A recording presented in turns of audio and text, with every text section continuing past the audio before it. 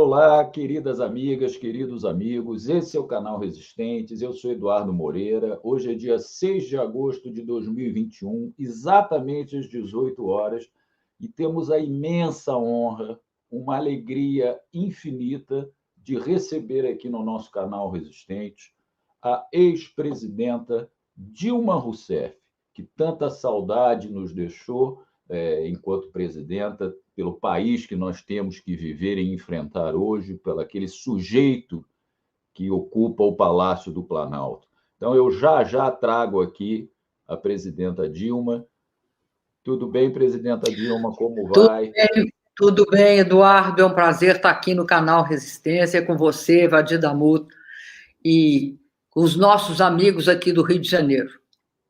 Muito obrigado, presidente. Olha, eu quero mais uma vez reiterar o imenso orgulho, a profunda alegria, o profundo respeito que nós temos pela presidenta Dilma, por todo o período em que atuou, desde sua militância política e até hoje, né, presidente? Eu trago aqui para a sala meu querido companheiro aqui de luta do Rio de Janeiro, advogado, ex-presidente da OAB, seccional do Rio, ex-deputado federal, Vadir Damus. Tudo bem, Vadir? Como é que você está, rapaz?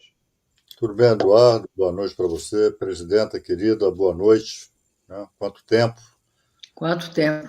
Pois é, mas vamos ter aqui um bom debate aqui na noite de hoje. Muito obrigado aí pela presença, presidenta. Eu quero agradecer demais ao Vadir, que conseguiu, né, que viabilizou esse papo com a presidenta Dilma. Muito obrigado. O carinho enorme que o Vadir tem aqui com o nosso canal. Ele, sempre que é chamado, ele colabora. E hoje, além de colaborar, ele traz a presidenta Dilma. Eu quero agradecer aqui, presidente, antes da gente começar, eu quero pedir a todas e todos que estão nos assistindo, façam inscrições aqui no canal Resistente no YouTube, dê likes nessa conversa, compartilhem em todas as suas redes, toque o sininho para vocês serem notificados das novas produções do canal. Se você estiver assistindo em outra plataforma, seja Facebook, seja em outras, se você estiver assistindo num canal parceiro, no Brasil 247, no Barão de Tararé, na TV Cotter, no Iaras e Pagus, no Inteligência Acima da Mídia, no TV Favela Não Scala, se inscrevam em todos esses canais que estão em rede aqui, com exceção do Brasil 247, que vai reproduzir esse papo posteriormente. Todos, vocês puderem, se inscrevam em todos esses canais e, encerrada a live, se você está assistindo em um outro canal, venha aqui no YouTube, no canal Resistência, e se inscreva. É muito importante para nós, viu, presidenta? A mídia alternativa ter força, ter voz. A gente não é patrocinado por nenhum grande banco comercial, nenhuma grande corretora de valores. A gente precisa, sim, do incentivo dos nossos telenautas. Então, com as suas inscrições, com seus compartilhamentos e seus likes. Vadir, por favor, dirija a primeira pergunta à presidenta Dilma. Bom, também quero aqui saudar as amigas e os amigos, né, que estão conosco, já são muitos e muitas aqui nesse momento, né, em que a presidenta Dilma nos dá a honra, né, da sua presença. Presidenta, vamos entrar logo direto no assunto, que é a situação atual do Brasil, né? Que nós temos um mandatário, temos um presidente que simplesmente resolveu quebrar qualquer tipo, né? Avançou todos os sinais e resolveu quebrar qualquer tipo de convivência institucional, né? São ataques diários ao Supremo Tribunal Federal, às instituições, é a tentativa permanente de desmoralizar, desqualificar o nosso processo eleitoral, né, com essas acusações absolutamente despropositadas, né, contra as urnas eletrônicas. Presidente, a senhora vê alguma lógica nisso? Qual é a lógica desse sujeito? O que está por trás dessas investidas de Jair Bolsonaro? Né? Nós já tivemos aí uma tentativa de enquadramento. O TSE, por unanimidade, abriu um inquérito administrativo para apurar, né, crimes eleitorais.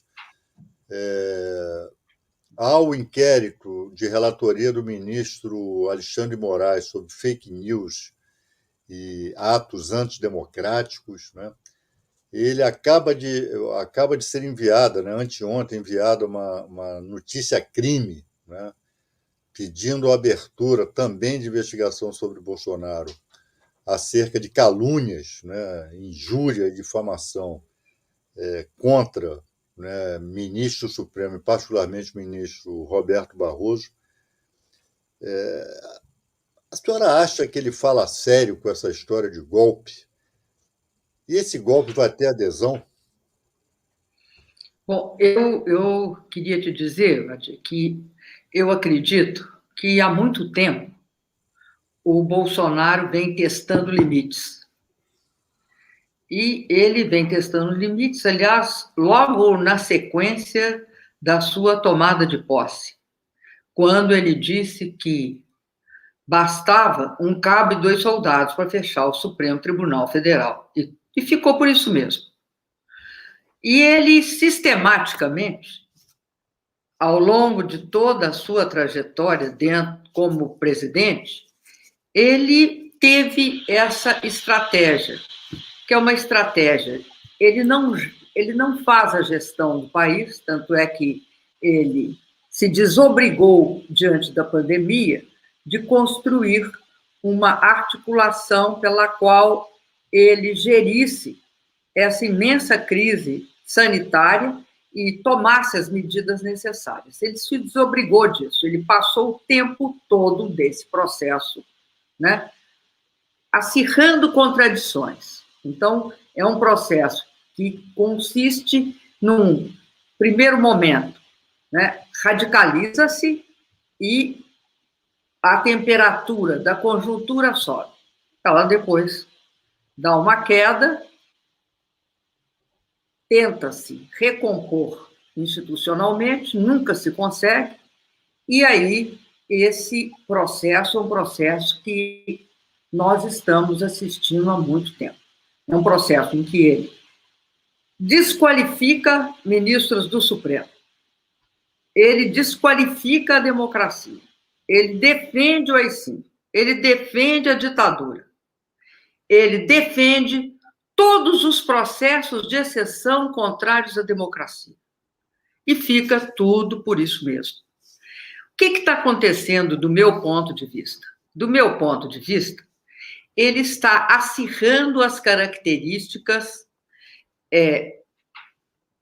de instabilidade, mas não é apenas de instabilidade, as características autoritárias que o governo dele representa. Ele acirra, ele produz, inclusive, uma espécie de chamada geral dos seus aliados, quais sejam do Partido Militar e das próprias estruturas do Congresso que lhes são favoráveis e através das motociatas. Ele tenta aquilo que é característico tanto do fascismo como no nazismo, o fascismo italiano e o nazismo alemão, que é o seguinte: o processo de implantação desses regimes autoritários, ele não se deu de forma abrupta.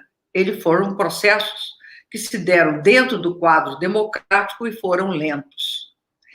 Eu acredito que tem um problema nessa história que explica por que ele pode fazer isso.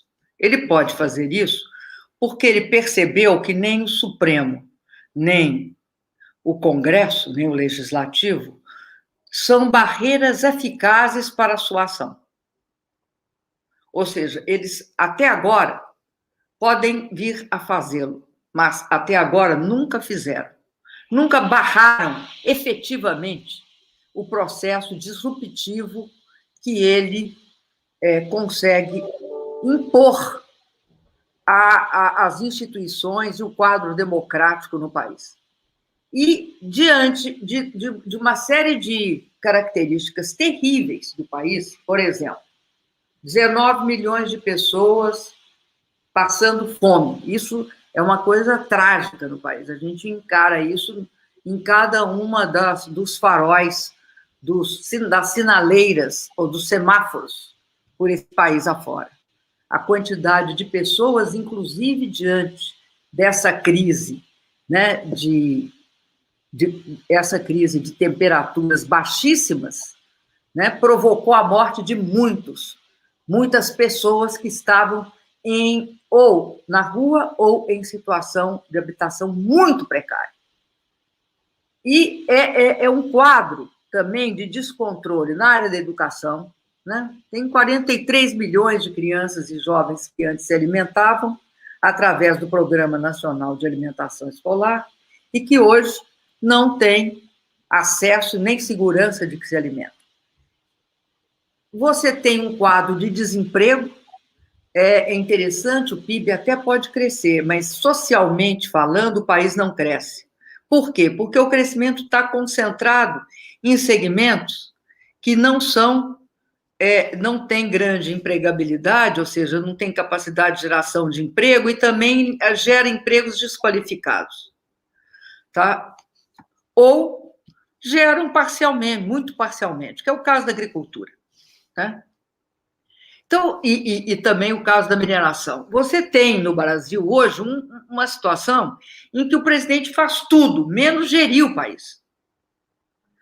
E esse processo, ele é possível porque, atualmente, ele tem duas ações. Uma ação que é propor o voto com impressão, né?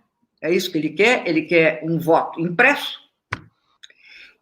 Ele discute isso, porque essa é a grande arma que ele tem para copiar o Donald Trump e dizer, caso ele perca as eleições, o que é muito provável, ele está percebendo, ele tenha um argumento. É o que ele quer um argumento político, isso daí é uma construção. Então, ele trabalha esta questão e ele trabalha uma outra questão.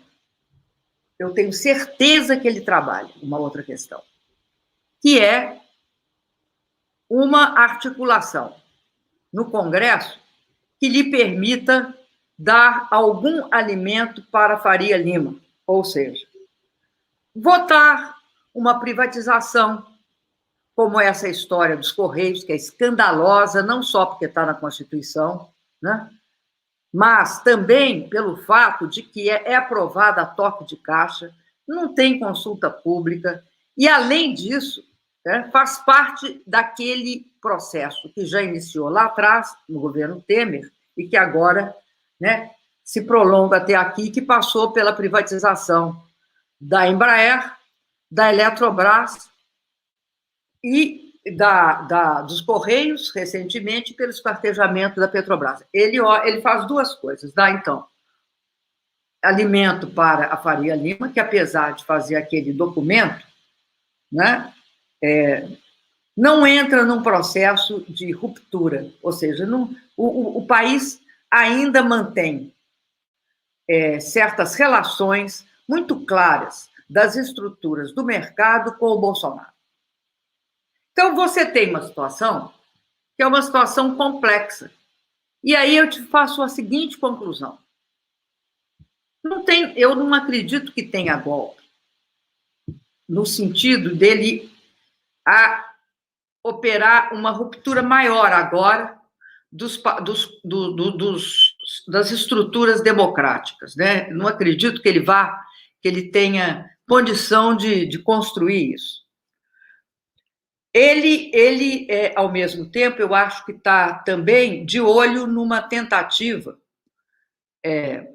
do centro neoliberal, centro-direita, da direita neoliberal, eles não são centro, da direita neoliberal, que é o semipresidencialismo, que a ele também não interessa. O semipresidencialismo é eminentemente a segunda via, não é a terceira. Então, eu acredito que hoje o Bolsonaro, o que ele prepara é que, se ele for eleito, ele aí, sim, eu acho que ele vai tentar uma ruptura democrática maior. O nível de autoritarismo vai ser maior. Agora, o que fica claro disso tudo é que não adianta só o judiciário, nem são pouco o legislativo. Ou o Brasil tem uma consistente movimentação de rua, ou não vai ter como segurar o Bolsonaro de uma forma efetiva. Até porque você tem algumas estruturas dele que ainda não foram abaladas. O Centrão ainda não foi abalado, o Centrão aposta, né, num Auxílio Brasil que lhe deu alguma sustentação. Todo mundo considera, todas as pessoas que entendem disso, consideram que é muito pouco provável. O Centrão, então, mas ele opera com essa possibilidade. Ele opera com a possibilidade da retomada, a possibilidade da Delta não criar uma durabilidade até 2022 na pandemia. Ele aposta também que o Partido Militar vai ficar quieto no seu canto, né, usufruindo das benesses de promover uma parte do governo a Marechal, né, coisa que o Castelo Branco tinha encerrado. Então, ele aposta que seus aliados de oportunidade, né, os aliados oportunistas, continuarão sendo oportunistas. É o que ele aposta.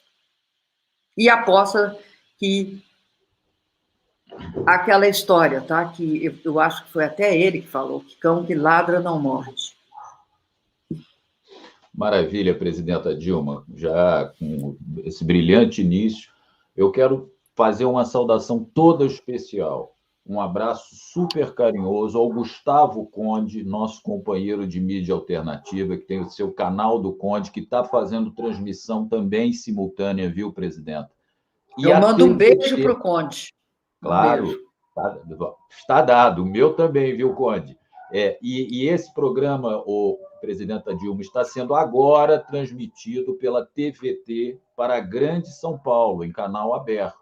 Então, um enorme agradecimento ao pessoal da TVT e ao Gustavo Conde por fazer também essa ponte, tá, Conde? Todos que estão nos assistindo na TVT e no canal do Conde, quando encerrar a entrevista, venham aqui no canal Resistências e se inscrevam, é o pedido que a gente reitera. Presidenta, vamos falar, eu vou deixar um pouco de lado esse sujeito que eu, como eu já disse, que preside o país, infelizmente. Eu quero pensar com um pouco de otimismo para um cenário melhor. Vamos imaginar, se for candidato, se for o caso, que o presidente Lula ganhe a eleição em 22. Eu quero dirigir duas perguntas à presidenta Dilma, e eu vou colocar aqui, tá, presidenta, uma pergunta gravada, que é de um integrante do canal, Cláudio Passos, e eu vou fazer em cima dessa uma outra para a presidenta Dilma. Eu vou colocar aqui só um minutinho, por favor. Olá, presidenta Dilma, eu sou Cláudio Passos, editor aqui do canal Resistentes. É um prazer, uma honra e uma alegria recebê-lo aqui no nosso canal. A minha pergunta, bem objetiva. Em que pese todas as lutas que ainda teremos em 21 para que tenhamos eleições em 22, o que seria inegociável num projeto de reconstrução nacional assentado nos interesses da classe trabalhadora e na soberania nacional tão aviltada, principalmente nos governos Temer e Bolsonaro? Muito obrigado. É isso, presidenta. E lembrando, né, agregando a pergunta do Cláudio, que eles passaram a independência do Banco Central, temos o teto de gastos, quer dizer, os instrumentos de modificação dessa política econômica neoliberal estão muito reduzidos no Brasil. Como enfrentar? Como a gente pode virar esse jogo para um projeto de reconstrução nacional? Presidenta, por favor. Olha, Eduardo e Vadir, eu acredito que, sem derrubar algumas questões, você não vai governar esse país. Nós vamos ter um processo chamado, sabe aquele processo de transição? Um processo de transição entre essa estrutura de destruição do país, e de destruição institucional, de destruição de políticas sociais, de destruição de políticas de infraestrutura, para um momento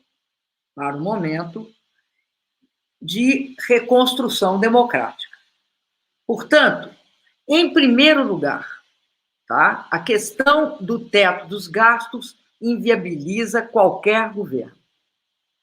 Se o país não quiser conviver com essa vergonha, que é dia sim, dia não, arranjar um meio, né? Agora é pecatório, agora é não pagar precatório. Então, não se paga precatório porque o teto dos gastos inviabiliza qualquer outro investimento no país. O que é o teto dos gastos? O teto dos gastos é colocar na Constituição, por 20 anos, a retirada do povo do orçamento, porque quem sai do orçamento é o povo, porque o setor financeiro fica, porque pagamento de juros e de qualquer custo financeiro não entra no teto dos gastos. Então, retira o povo do orçamento, porque não gasta em educação, não tem, de fato, um gasto de saúde consistente, não tem nenhuma base para fazer programa de investimento de longo prazo no Brasil. Né? Então, esquece ferrovia, esquece hidrovia, esquece interligação de bacia para resolver problemas graves de água, que o Brasil é um país muito estranho, é um país que tem mais acesso à água potável, à água doce, né? E, ao mesmo tempo, é o país que tem uma distribuição completamente desigual desta água. Então, você não terá condições de fazer política social, não terá condições de defender a soberania do país. Por que você não tem condições com o teto dos gastos? O que é a soberania do país? Eu não vou falar agora das estatais, eu vou falar do gasto em ciência, educação, ciência e tecnologia. Se nós não investirmos pesado em educação, nós não vamos estimular a ciência básica no Brasil, nem tampouco a tecnologia, nem tampouco a inovação. Então, nós vamos ficar produzindo o quê? Commodities. É isso? Esse país, com 211 milhões de habitantes, com todas as riquezas que tem, vai ficar produzindo, só explorando suas riquezas? O trabalho qualificado não vai agregar valor à produção? Bom, tem de agregar. Ou agrega, ou nós vamos ficar para trás. Nós não vamos conseguir dar ao nosso povo uma situação... Eu vou usar até uma palavra dos chineses, né? Construir, nesses próximos 10 anos ou 15 anos, uma sociedade moderadamente próspera, em que as pessoas tenham direito, alguns direitos básicos, como aposentadoria decente, como direito a trabalho bem remunerado, e, ao mesmo tempo, garantias que eles tiraram através das reformas trabalhistas que fizeram, instaurando a precariedade. Não vamos ter moradias decentes. Mas, sobretudo, uma coisa que é fundamental, tanto para você sair da pobreza, quanto para você alcançar a riqueza, que é a educação. Educação, educação, educação. Sem cortar teto de gastos, não tem, porque educação é caro. E o país tem de investir nisso. Segunda coisa que é muito importante, que eu acho que não pode se manter, tá, é esse processo de destruição dos instrumentos de desenvolvimento do país. Eu chamo a atenção para o fato que, em março de 2019, o presidente Bolsonaro foi aos Estados Unidos e fez um discurso perante um conjunto de lideranças da direita americana, na qual ele dizia o seguinte: eu não vim para construir, eu vim para destruir o que esses comunistas, como eles nos chamam, construíram, ou seja, todas as questões relativas à redução da desigualdade ele vê com maus olhos.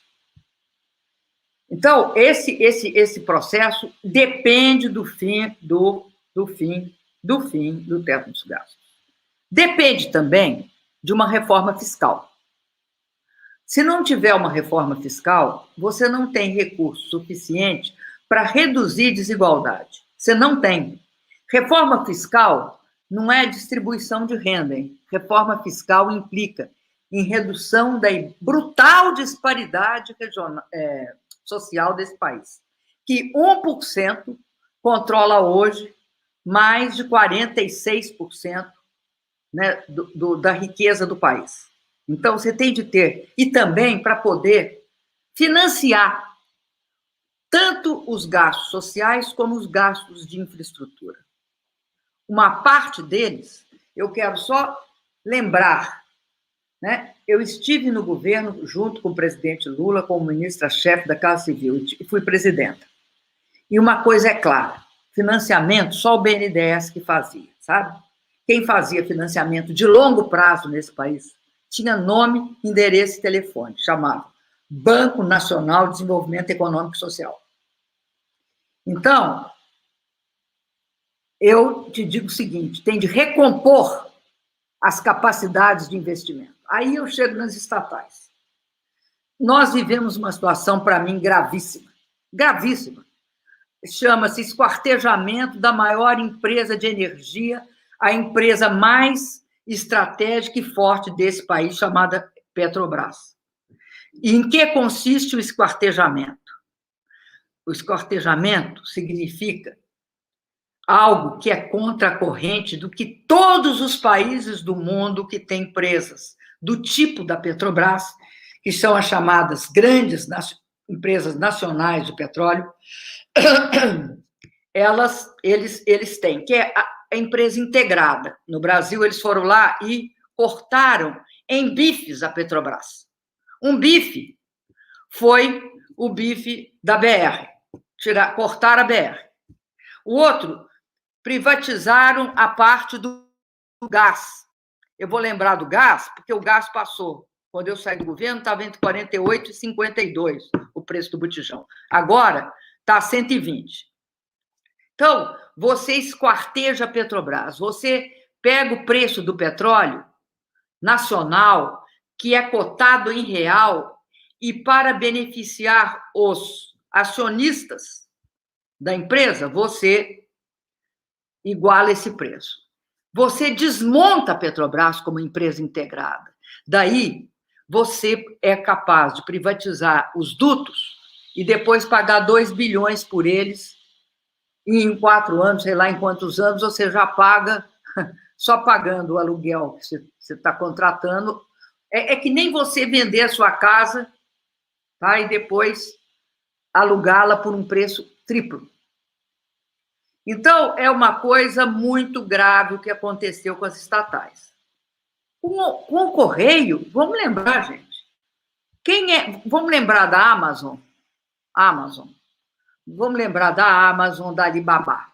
A Amazon e a Alibaba são 2 empresas cuja base de sustentação delas é, né, a entrega através de uma estrutura de logística, né, de produtos em tempo real, através de compra eletrônica.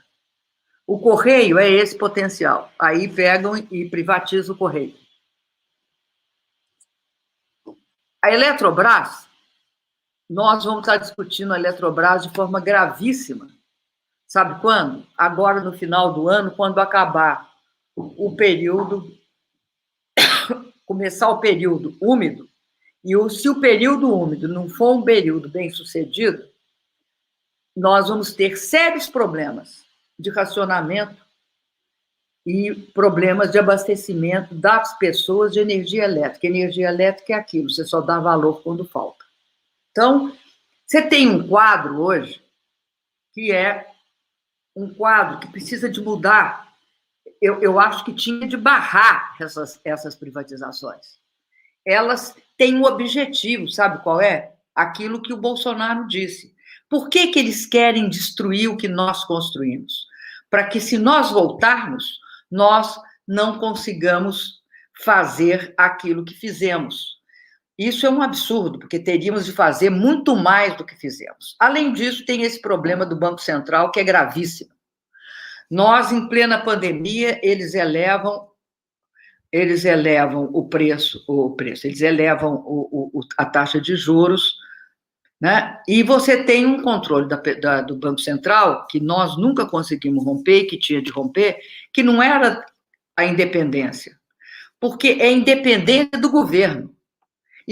Porque a dependência do setor financeiro, ela está dada desde o governo Fernando Henrique Cardoso, quando eles instituíram o chamado tripé. Então, vai ser muito difícil executar uma política não neoliberal nesse quadro. E, por último, eu queria destacar uma outra questão que ocorreu, parece que entre hoje e ontem, que é importante que a gente perceba que existe hoje, eu acho, por parte dos setores do governo Biden, do governo dos Estados Unidos, a que nós achávamos que teria uma atitude diferente em relação ao governo Bolsonaro, pelo viés visivelmente antidemocrático e vamos dizer, que encarna o legado do Trump, e nós estamos vendo que houve uma espécie de ressurgimento, né, da Guerra Fria, dos argumentos da Guerra Fria, que eram quais? A Guerra Fria diante da União Soviética, eles legalizavam, melhor dizendo, legitimavam seus apoios aos governos mais antidemocráticos do mundo, inclusive aos golpes de Estado, com base na questão geopolítica Estados Unidos, União Soviética.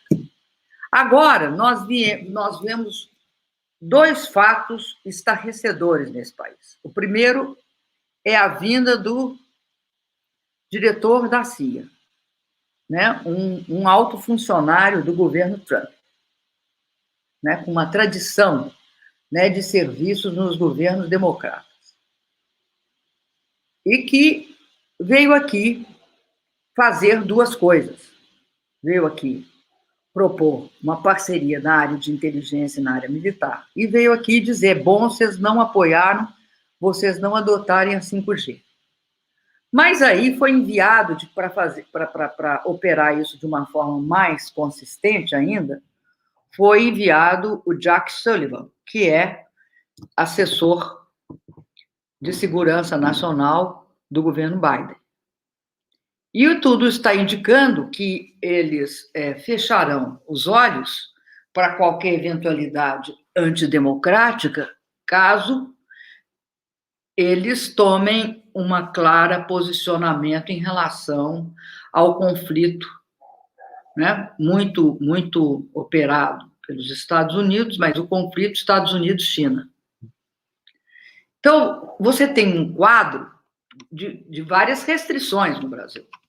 Você não tem um quadro simples. E eu acho que a última grande restrição é também o fato de ter 6 mil cargos de militares na área civil. Acho que isso é incompatível com esse país. Nenhum país do mundo tem isso, a não ser ditaduras militares ou governos autocráticos. Então, eu acho que essas são questões muito graves. Eu acredito que... Por que é que eu considero importante a eleição do presidente Lula? Porque eu acho que o Lula tem duas características que são essenciais nesse momento. O Lula tem uma capacidade de dialogar e de ampliar os limites da negociação. Bom, a negociação começa com um limite. O presidente Lula tem sempre a capacidade de ampliar o limite da negociação, de tentar construir os consensos possíveis. E, ao mesmo tempo, eu quero destacar uma coisa que é fundamental que se diga. Ao contrário do Bolsonaro, o presidente Lula é um excepcional gestor. Não é que o presidente Lula se interessa, assim, episodicamente pelo que se passa no governo. Eu tive a oportunidade de trabalhar com o presidente Lula durante quase 9 anos, 8 anos, por aí. E nesse período, eu sou testemunha que ele sabia, ele acompanhava detalhes do governo dele, desde a pavimentação de estradas, construção de novas estradas, construção de portos, traçado de ferrovia, e também como é que estavam os aeroportos, expansão, etc., como também, né, se interessava pelo Minha Casa Minha Vida, Bolsa Família, por todos os processos de construção da nossa política de infraestrutura social e econômica. Eu acredito que nós vamos passar por um período em que as exigências agora serão maiores que as de antes. Veja que contradição. Por que é maiores que as de antes? Porque, querendo ou não, uma coisa sucedeu o governo Fernando Henrique Cardoso. Outra coisa distinta sucedeu o governo Bolsonaro. O governo Bolsonaro, essa destruição que começa com o Temer, ela vem sendo sistematicamente perseguida ao longo do governo Bolsonaro de forma determinada. Não há nenhum aspecto do governo federal em que eles não tentaram desconstruir a capacidade de gerenciamento desse país, que precisa de um Estado. Eu, aliás, sempre cito o Stiglitz, o Joseph Stiglitz, aquele prêmio Nobel, que foi assessor, né, de economia do presidente, se eu não me engano, foi do Clinton. Então, ninguém pode falar que é um cara, né, um cara de esquerda, ele não é, mas ele é pelo menos um teórico de respeito. E diz o seguinte: que você, diante do quadro absolutamente catastrófico da pandemia nos Estados Unidos, ele fez uma palestra no Chile dizendo o seguinte: o que se queria? 40 anos de neoliberalismo, falando mal do papel do Estado, desmontando as políticas sanitárias, acabando com toda a medicina pública, a saúde pública. Vocês queriam o quê? Só pode ser isso: a incapacidade de enfrentar a pandemia, né? O fato de que são países que mais tiveram mortes. Como que nós podemos ter 13% das mortes e 2% da população? Então, é algo que inscreve neste processo. Nós, além disso, temos uma pandemia que matou mais de 550 mil já, né? Já chegou a isso. E eu acho que vai ter várias pessoas com sequelas, que nós não sabemos, né, quais são as necessidades dessas pessoas que terão de ser atendidas. Maravilha, presidenta Dilma. Eu quero agradecer a todas e todos que estão nos assistindo, participando ativamente aqui no chat. Uma saudade imensa, viu, presidente? O pessoal está aqui com um enorme carinho, uma saudade imensa da presidenta Dilma. Agradecer principalmente aqueles que estão contribuindo com superchat. Já foram vários. Quem puder contribuir, nos ajude aqui no nosso trabalho. Agradecer a Henrique Pisolato, viu, presidente? Ele está aqui nos assistindo e se tornou membro do canal Resistente. Muito obrigado, Henrique, pela sua participação. Abraço ao Pisolato. Isso. Vadir, por favor, meu amigo.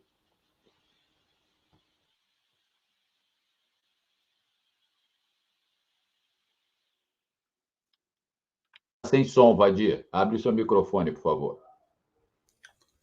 Presidente, as pesquisas eleitorais, né, relativas a 2022 vêm mostrando de forma permanente, né? Uma pesquisa sucedendo a outra, e dos mais diversos institutos, a provável vitória do presidente Lula, né, em 2022. Não sendo descartada até a hipótese de uma vitória no primeiro turno. Na sua avaliação, presidenta, porque, veja só, desde 2014, com a sua vitória, né, para o segundo mandato, o Brasil passou por um processo de desestabilização, né, planejado, orquestrado, né, não só pela extrema-direita, né, os derrotados em 2014 integravam isso, né, a direita, a chamada direita liberal, que de liberal não tem coisa nenhuma. Deu-se o golpe em 2016. A Lava Jato, né, foi uma orquestração do sistema de justiça, né, e consolidou aqui no Brasil um estado de exceção que levou à prisão do presidente Lula, malferiu direitos e garantias fundamentais, enfim, foi aquilo que se viu, né? E o presidente Lula vem ganhar a eleição e pronto, né? Eu tenho a impressão, né, de que a vitória do presidente Lula vai... A senhora mesmo já deu, ainda que en passant, né, pontuou aqui a atuação dos Estados Unidos agora nessa questão da banda da 5G, que vai submeter o governo Bolsonaro a impedir, né, a vitória, né, no leilão da empresa chinesa, né? Então, impondo ao Brasil um alinhamento típico da Guerra Fria.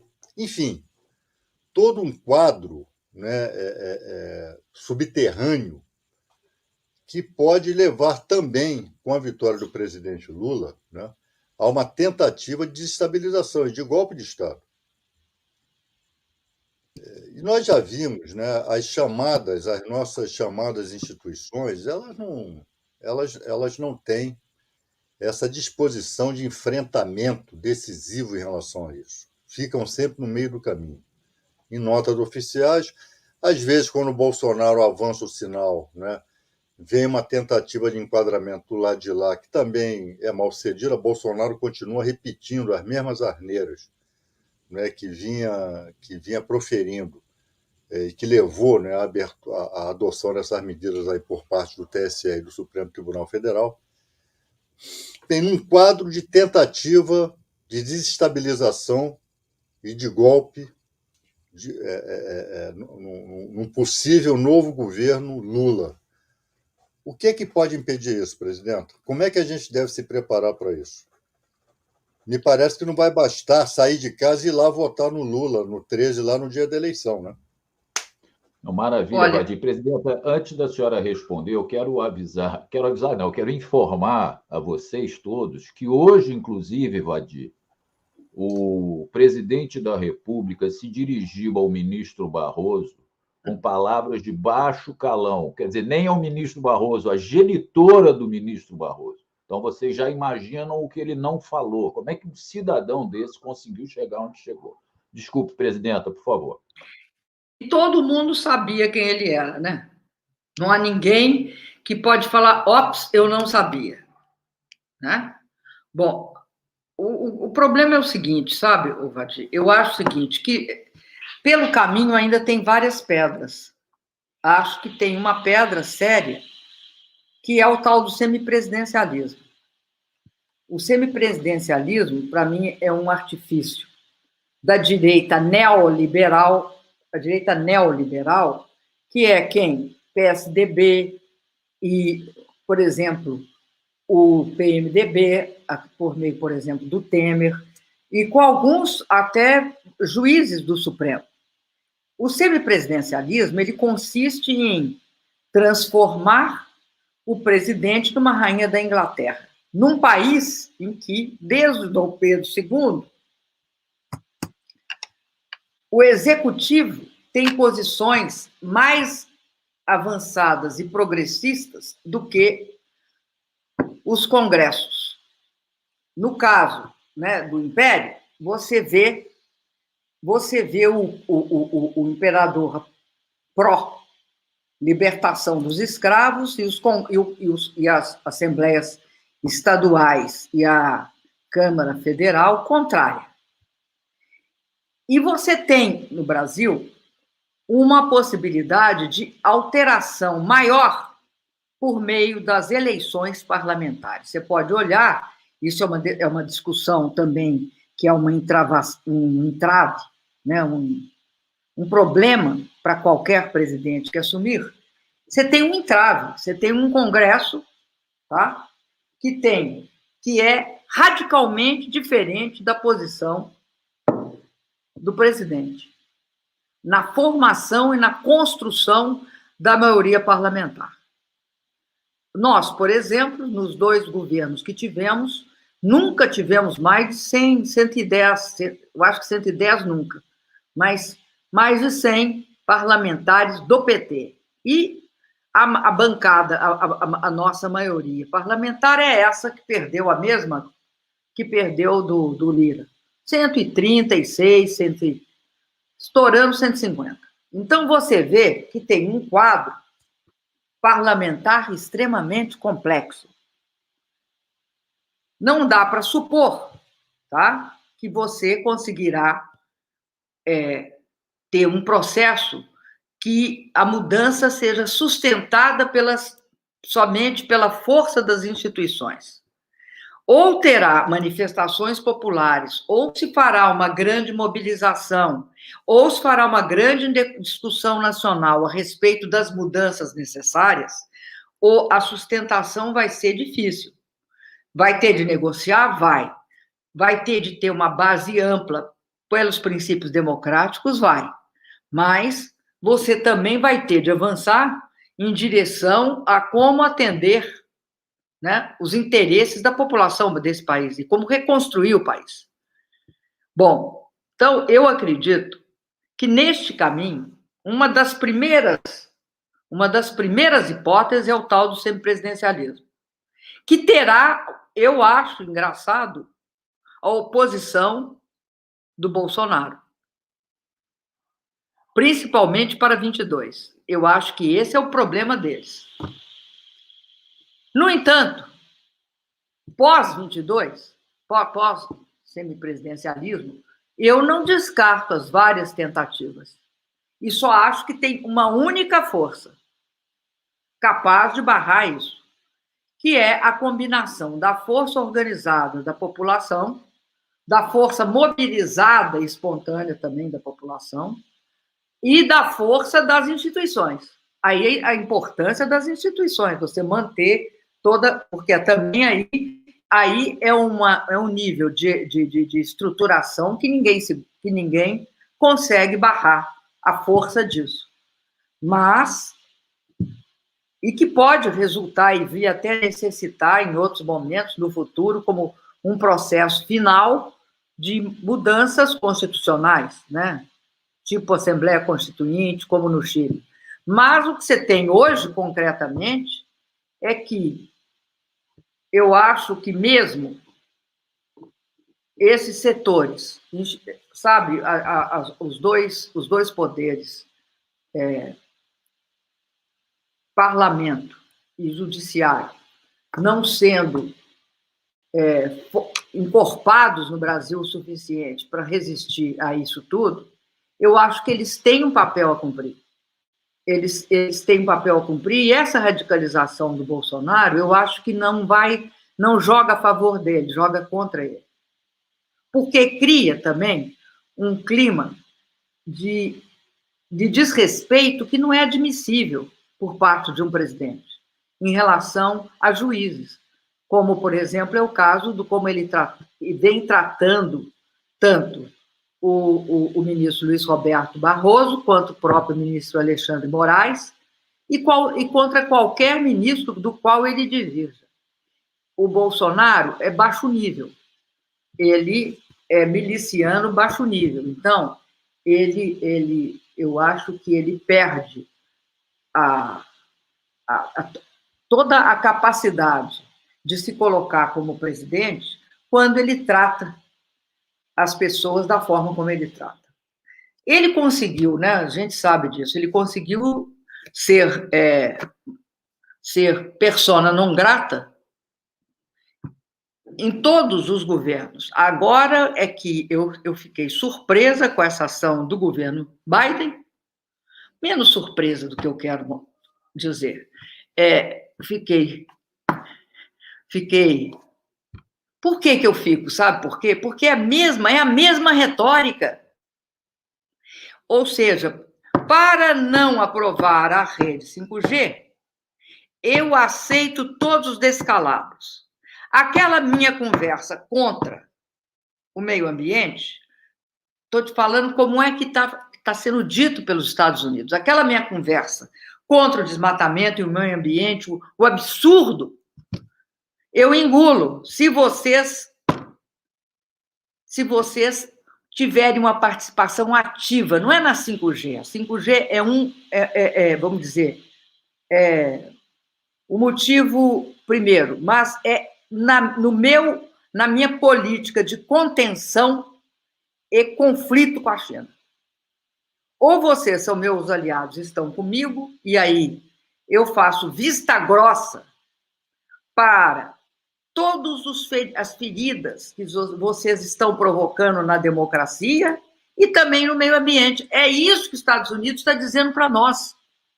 Os Estados Unidos não é o povo americano, é o governo Biden. Né? E não é o Deep State, como alguns querem fazer crer. Né? Porque, não tenham dúvida, quem escolheu tanto o assessor Jack Sullivan quanto o diretor-chefe da CIA é o presidente.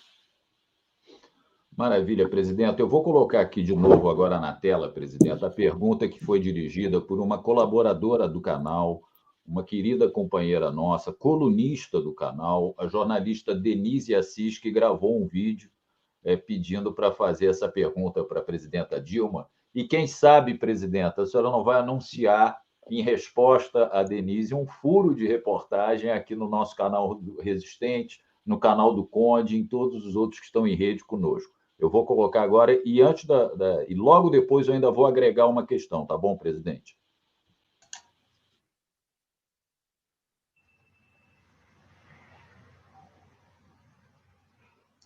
Presidenta Dilma, é um prazer falar com a senhora, ainda aqui virtualmente.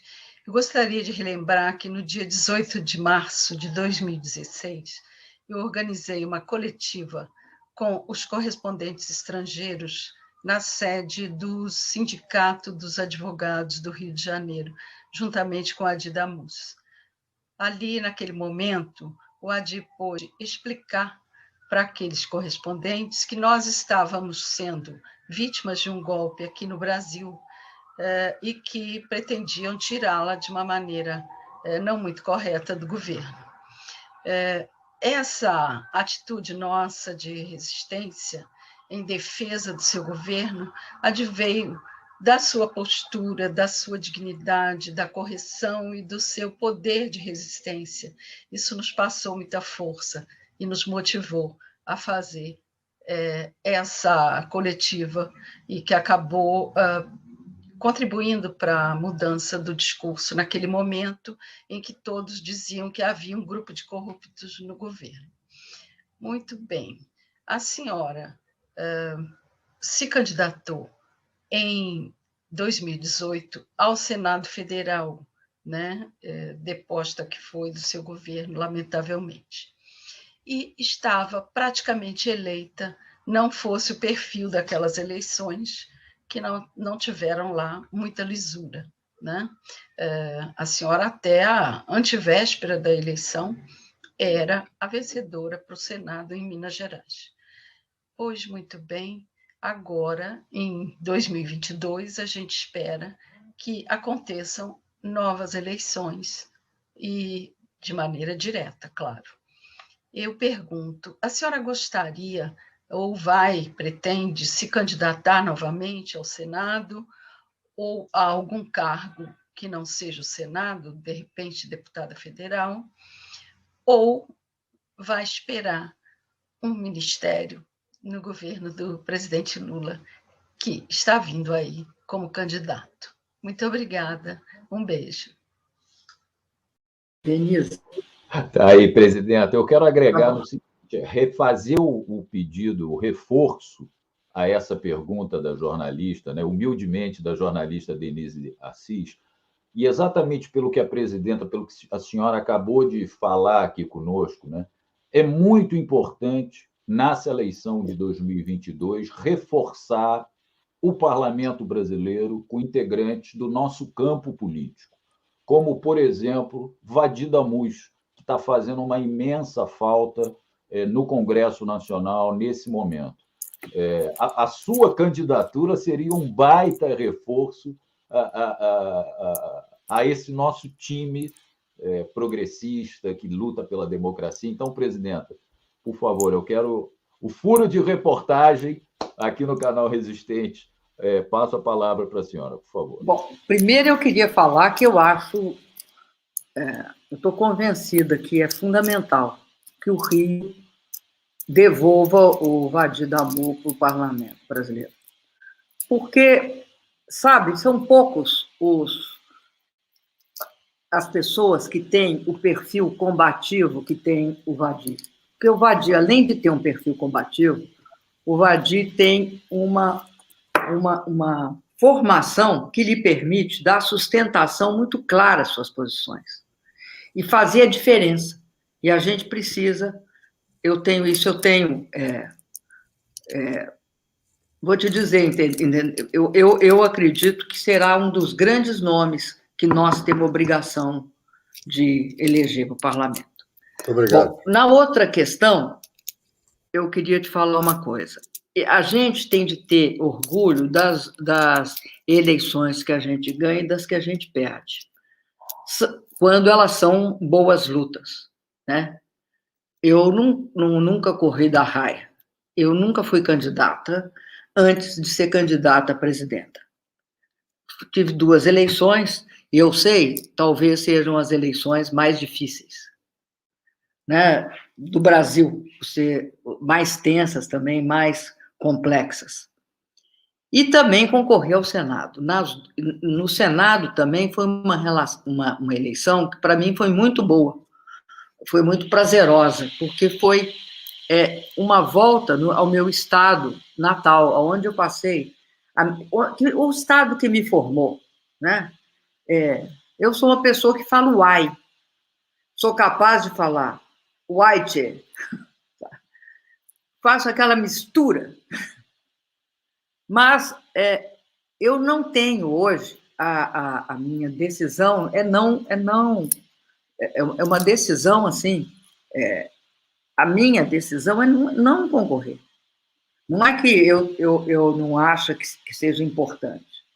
Eu me disponho a trabalhar e tal. A minha decisão e o meu projeto de vida não é mais esse de concorrer a cargo eletivo. Sabe? Eu não estou dizendo que eu estou afastando completamente. Eu estou dizendo que eu estou afastando. Né? Não estou aqui fazendo... Não é o que eu quero. Né? Isso tem de ser assim também, né? A gente tem... você tem de querer, né? A minha disposição, eu acho que eu posso dar contribuição que não seja essa. Tá? E nem tampouco, eu não estou aqui pretendendo também ministério nenhum, cargo nenhum. Tá? A minha disposição é contar meu tempo de política, você entende? Eu tinha um amigo meu que dizia, a gente tem de contar prisão em dobro, viu? Na política você conta. Prisão por questões políticas, na época da ditadura militar, em dobro. Então, eu tô para lá de aposentada, se for por aí. Mas eu não quero dizer que eu estou aposentada da vida política. Não estou, não. Vou participar do meu partido. Vou, por exemplo, serei militante do Vadi Damus. Vadi Damus, mesmo eu não votando no Rio, terá meu apoio sempre. Acho que é uma É um bem que nós fazemos para o Brasil, viu? Não é só para o Rio de Janeiro, não. Para o Rio de Janeiro, sem a menor sombra de dúvida, mas para o Brasil. Ok, e é presidente. difícil achar, é difícil, viu? Você achar um quadro de tal categoria e capacidade de luta. Não, concordo plenamente, presidente. Sabe aquilo que o João Guimarães Rosa falava, sabe? Viver é muito perigoso e a vida que é da gente é coragem. Coragem, muita coragem ele tem. Maravilha, presidenta. Faço minhas as suas palavras, e não é porque eu estou na presença dele, não, ele sabe disso. Não, eu falo isso pelas costas e pela frente. Maravilha, presidente. Obrigado. O Rio de Janeiro está precisando demais, viu? O Brasil acho, viu? também. Mas eu acho mesmo. Por Tá mim, bom. seriam outros cargos, mas eu já seria mais altos, mas eu já fico com o deputado federal. Maravilha. Badia, por favor. Primeiro, muito obrigado. Isso é um carinho, né, que a gente... Tá certo. É que a gente encontra pela vida, Badia, só isso. A gente se encontrou pela vida e as pessoas se reconhecem. Eu olhei, eu reconheço ele, eu assisti ele batalhando. Então, é algo que quem tem os olhos abertos e o coração também reconhece isso. Exatamente, presidente. Eu quero também nessa mesma linha, porque foi um companheiro, é um amigo do nosso querido companheiro Vadir Damus, que também lutou e luta muito hoje ainda no parlamento, que é muito colaborador aqui do nosso canal e está também transmitindo, se eu não me engano, eu não sei se é ao vivo ou ele vai retransmitir, o grande deputado Paulo Pimenta, que é um outro batalhador no Congresso Nacional, grande amigo do Vadir, e já posso dizer com orgulho, grande amigo nosso aqui do canal. Mas vamos lá, Vadir. Sem sombra de dúvida. Esse é sem sombra de dúvida. É Pimenta. Presidenta, muito obrigado. Presidenta, me diga uma coisa, a senhora tem conversado com o presidente Lula? Como é que está a disposição? Eu tive com ele há 1 mês e meio atrás, né? Mas é possível que a senhora tenha estado com ele depois. Eu vou encontrar com ele agora, segunda-feira. Ah, tá. Perfeito. Quando eu estive com ele lá 1 mês e meio, ele estava muito animado, enfim.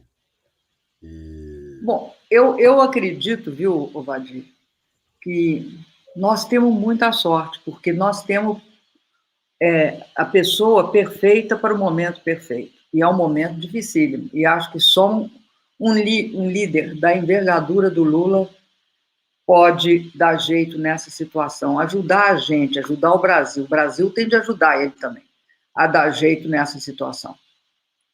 Não, exatamente, presidente. Exatamente. Eu quero colocar aqui, presidenta, um trecho de um momento muito triste da nossa história, mas um discurso que a senhora fez, que não foi premonitório, porque, em grande parte, a senhora estava vivendo isso, já sabia o que ia ocorrer, mas eu vou colocar só um trecho para falar de um ponto que me impressionou. Hoje eu fui ouvir de novo o seu discurso e um trecho específico me impressionou profundamente. Eu vou colocar aqui, a gente já está caminhando para o encerramento, a gente combinou um determinado horário com a presidenta, mas eu não quero deixar passar isso, presidenta, por favor, eu vou botar agora. O golpe não foi cometido apenas contra mim e contra o meu partido ou os partidos aliados que me apoiam hoje. E isso foi apenas o começo. O golpe vai atingir indistintamente qualquer organização política progressista e democrática.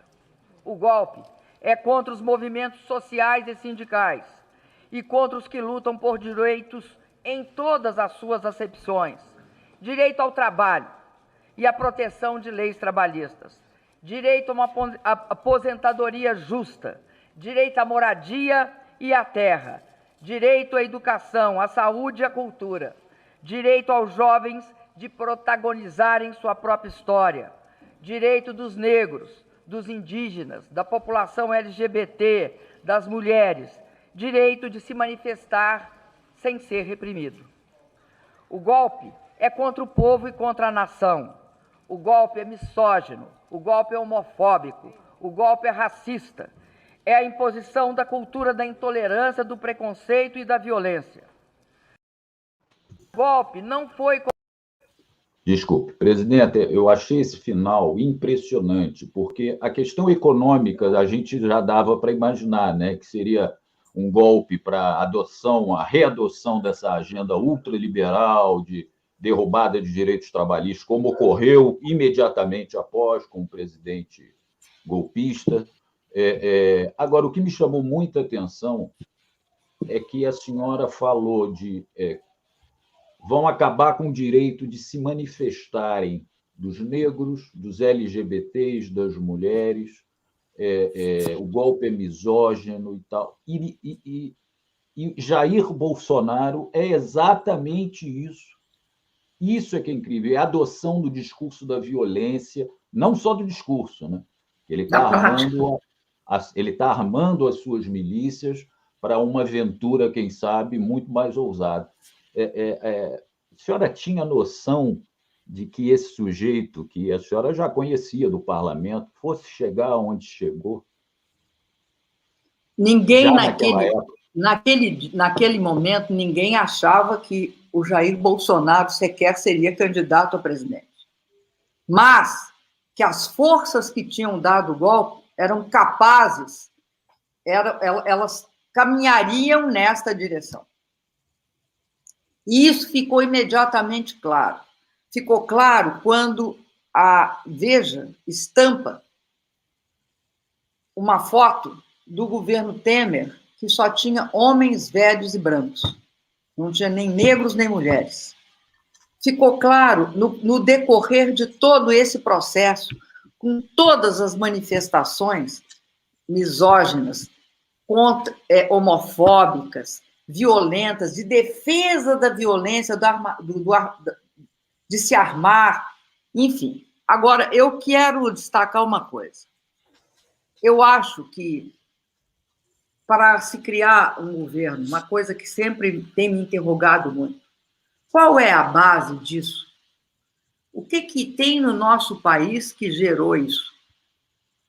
Eu acho que no Brasil nós temos duas linhas que se afunilam e dão no Bolsonaro. Uma vem lá do integralismo, né, do movimento integralista, com todas as suas características, passando até pelo Plano Cohen, pelo Olímpio Mourão, etc. E a outra é, obviamente, a ditadura militar. E a versão dada sobre o que aconteceu durante aquele processo. Mas, por baixo disso, tem uma outra força muito maior, que é a escravidão. Toda a exclusão social no Brasil e a violência contra o povo, porque a violência contra o povo, por ser negro, nas periferias, as mortes, os assassinatos, né? Criança morrendo por bala perdida, a forma pela qual entram nas comunidades, tudo isso tem a ver com a visão, né, da elite brasileira sobre o escravo. Que ele é coisa, ele é algo que é absolutamente dispensável. Outro sobrevive, outro, de uma certa forma, consegue preencher aquele lugar que foi perdido. É nesse sentido, né? Há uma substituição de seres humanos como se fossem, sabe, peças, como eles chamavam os escravos, peças.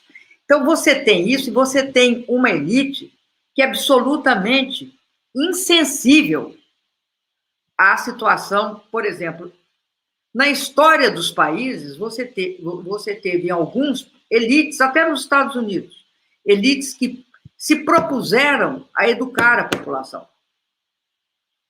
No passado, estou falando isso no passado. No Brasil, você tem uma elite absolutamente surda a isso. Daí o trabalho precário, daí não ter o menor compromisso com o nível de desigualdade brutal, com a fome, não se comover, não se sensibilizar por isso. Bom, eu li hoje uma matéria que me assustou, e até eu queria comentar isso com o Vadir, que é a seguinte: os rapazes, eu acho que foi só rapaz, mas teve uma moça, se não me engano, eu não estou muito por dentro como é que são, quem é quem, mas os 3 que estão hoje presos, estão presos indefinidamente por conta da Borba Gato, porque botaram fogo lá na estátua do Borba Gato. Todo mundo sabendo, obviamente, aí quem é o Borba Gato. Pois é, prisão preventiva, padrão lava-jateiro. Indeterminada. Exatamente, é a É escandaloso. É Exatamente. escandaloso. Escandaloso. Ou seja, botou fogo no Borba Gato, aí da prisão. Quebrou placa da Marielle, não. Exatamente. Exatamente. Essa é a seletividade do nosso sistema de justiça em relação aos pobres, né? E eu acho isso assim, e ele tem a ver necessariamente com a questão da escravidão. Eu acho que tem um componente muito forte.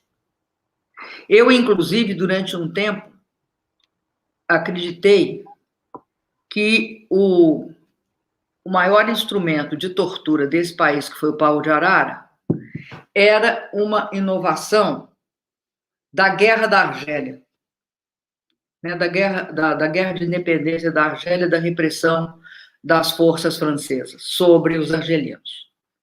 Até que eu vi um dos quadros do Debré que mostra o pau de arara como uma forma de disciplinar o negro escravo que tinha fugido. Então, você veja que a tortura também tem esse componente. A tortura foi um elemento fundamental na escravidão. Ela tem uma inserção muito grande, tanto é que eu acho que se você não perceber, se a gente não perceber esse componente gravíssimo no Brasil, em que torna a questão da desigualdade uma questão também racial, étnica,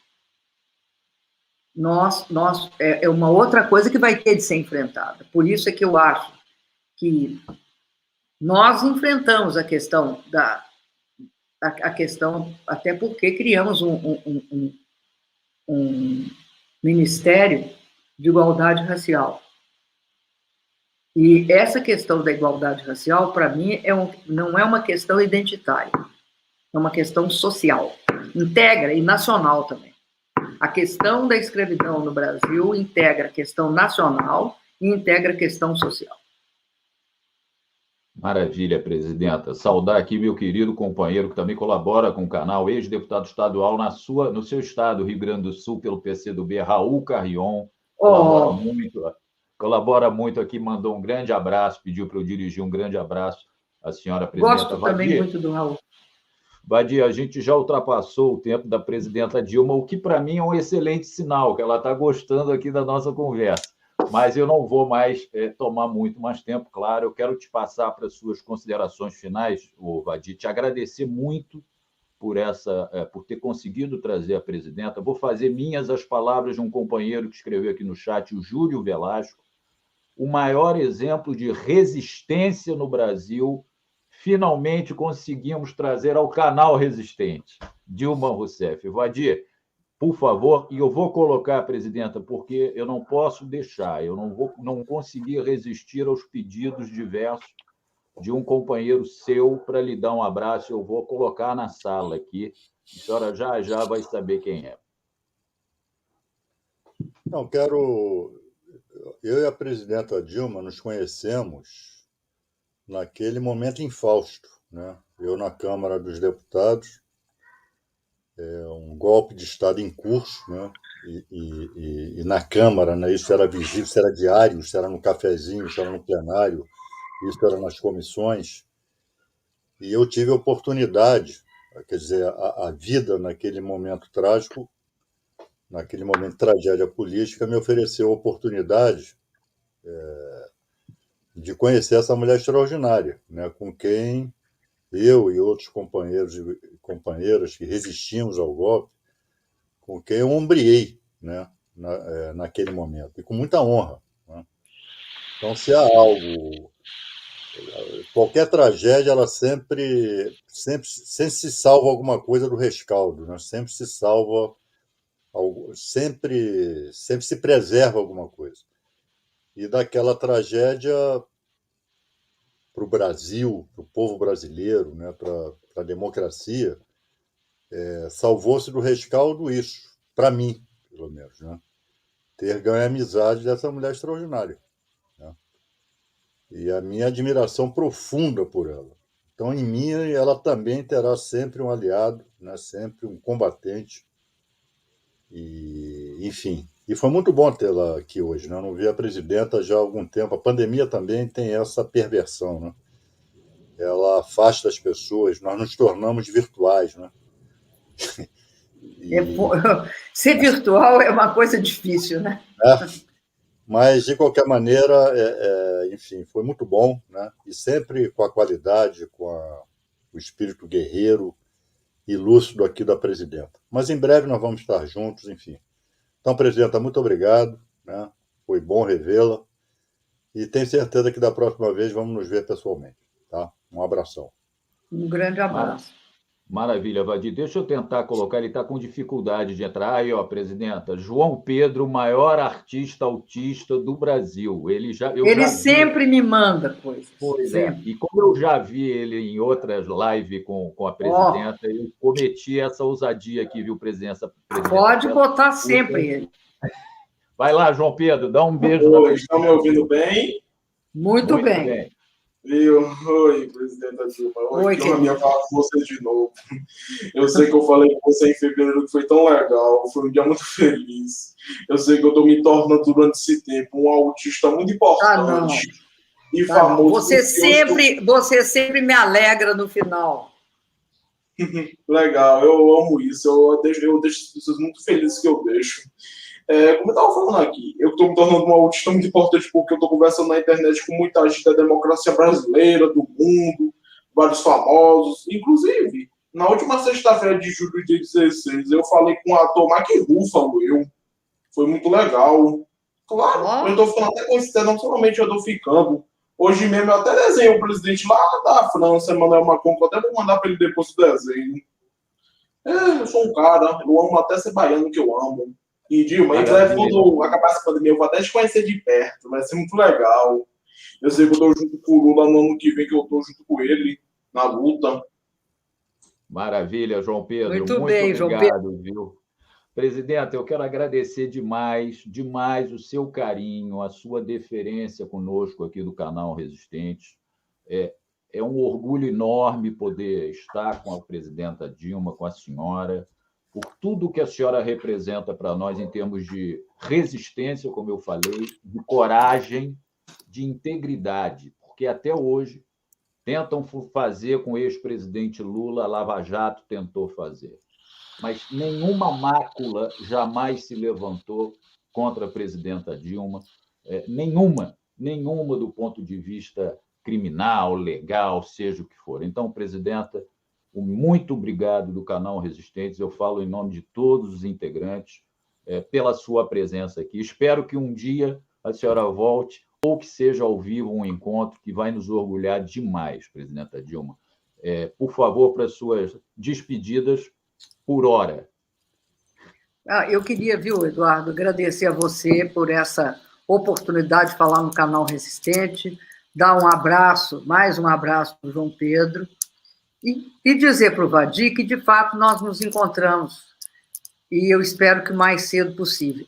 E acredito também, viu, Vadir, que agora temos de começar a trabalhar para te eleger. Um grande beijo no coração de todos vocês, um grande abraço para todos os integrantes desse canal, tá? Tá bom, presidenta, muito obrigado. E, para terminar, eu tenho que fazer o comercial no final. Eu peço mais uma vez, você que está nos assistindo em outros canais parceiros, Arazipagus, Canal do Barão, TVT, canal do Gustavo Conde. Venham aqui agora ao final e se inscrevam no canal Resistentes.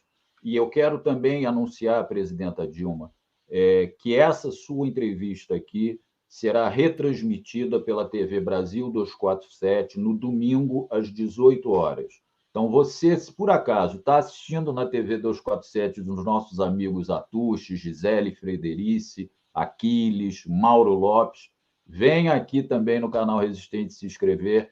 Presidenta Dilma, João Pedro, muito obrigado. Vadir, meu querido companheiro, um grande abraço. Um beijo muito carinhoso, presidenta. Nosso muito obrigado e um bom final de semana a todos.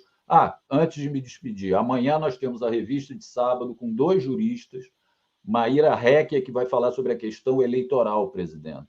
Mudança esse negócio de voto impresso, semipresidencialismo, abertura de inquérito do Bolsonaro no TSE, e Rômulo, que estará aqui, que é um advogado criminalista. Amanhã, às 11 da manhã, estão todas e todos convidados. Meu muito obrigado mais uma vez, presidenta. Um beijo, um grande final de semana. Vadir, um grande abraço.